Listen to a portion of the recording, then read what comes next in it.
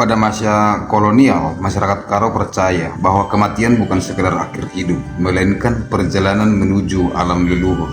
Karena itu tidak ada kehinaan mutlak dalam kematian.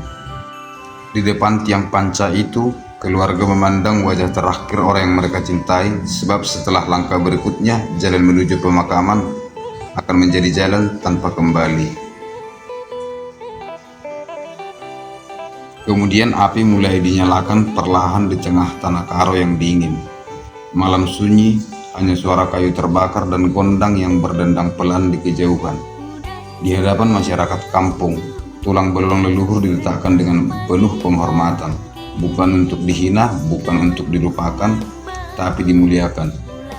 Sebagai bagian dari perjalanan panjang menuju keabadian, para tetua adat berdiri mengelilingi api dengan wajah tenang. Asap mulai naik ke langit pegunungan, membawa aroma kayu, tanah, dan kenangan yang hidup puluhan tahun di dalam ingatan keluarga.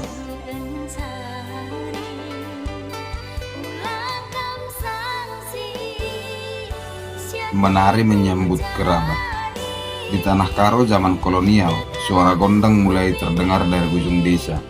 Para wanita dan pria keluar dengan pakaian adat terbaik, menari perlahan menyambut kedatangan kerabat dari kampung jauh. Setiap langkah tarian adalah penghormatan, setiap gerakan tangan adalah tanda persaudaraan yang tidak putus oleh jarak dan waktu.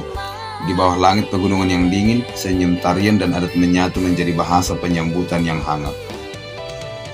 Tulang belulang leluhur ditempatkan perlahan ke atas kereta jenazah kayu yang dihiasi kain adat. Para kerabat berdiri mengelilinginya dengan wajah tenang, menyimpan duka yang tidak banyak diucapkan. Ketika gondang dan orkestra mulai dimainkan, prosesi perlahan bergerak meninggalkan desa. Roda kereta menderit melewati jalan tanah, diikuti keluarga yang berjalan beriringan di bawah dinginnya udara pegunungan Karo zaman kolonial. Bagi masyarakat Karo, ini bukan sekedar perjalanan menuju tempat kremasi.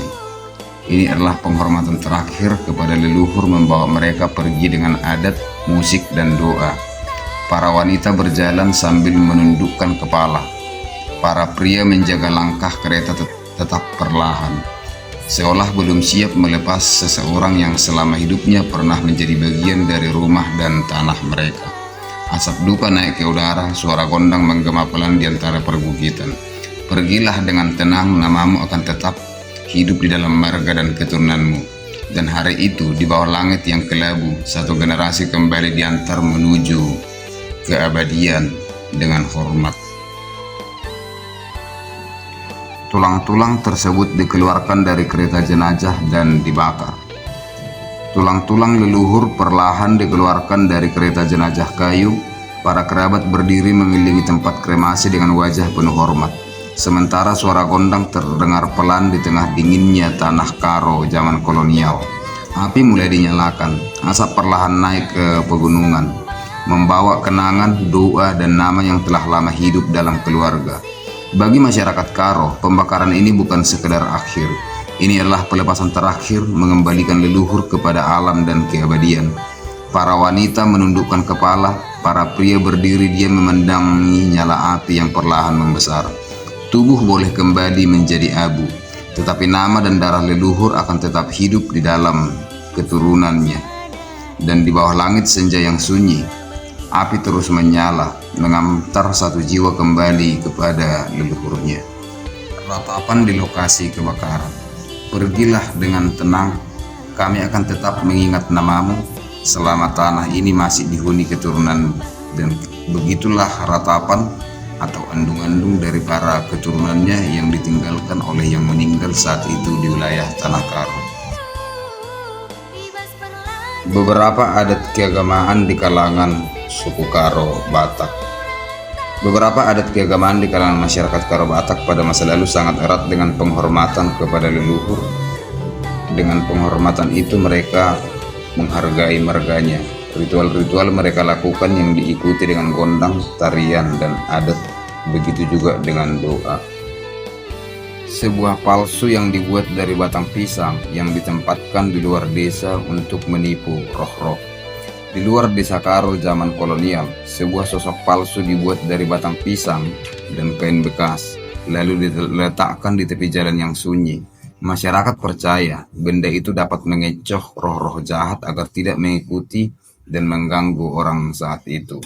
Bagi masyarakat Karo, ritual ini bukan sekedar kepercayaan lama, tetapi untuk menjaga kampung dan keluarga dari gangguan yang tidak terlihat. Biarlah roh berhenti di sini dan rumah tetap aman bagi mereka yang masih hidup.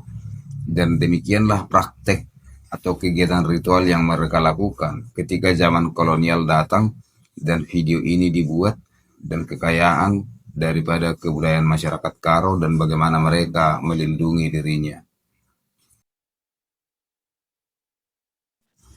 Kemudian memanggil hujan di saat kekeringan berkepanjangan melalui permainan yang menyerupai merangkak dan menyelinap. Di bawah langit yang kelabu, tubuh-tubuh terus bergerak di atas tanah kering. Turunkan hujan agar bumi Karo, tanah Karo, didatangi oleh hujan sehingga mereka dapat menanam kembali. Orang-orang juga mencoba memanggil hujan melalui tarian tertentu. Pria dan wanita menari perlahan di tengah lapangan kampung mengikuti irama gondang, terdengar berat dan sakral. Kaki menghentak tanah kering, tangan terangkat ke langit seolah memanggil awan datang kembali.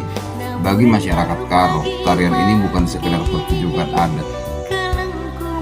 Diiringi gondang yang berdentang pelan, mereka bergerak saling berhadapan seperti pertarungan bayangan dan cahaya. Pantulan cermin dipercaya menjadi panggilan bagi awan agar kembali berkumpul di atas pegunungan. Bagi masyarakat Karo, hubungan manusia dengan alam, bahwa hujan bukan hanya ditunggu tetapi juga dipanggil melalui doa, pergerakan, dan adat. Di bawah langit yang panas dan tanah yang retak, baik dimanapun, mereka tetap melakukan itu sebagai penghargaan, dan mereka tetap melakukan kebiasaan mereka. Dan setelah zamannya kolonial Belanda, kebiasaan ini sudah mulai dihapus dan dikikis dan juga dipengaruhi oleh kekristenan pada saat itu.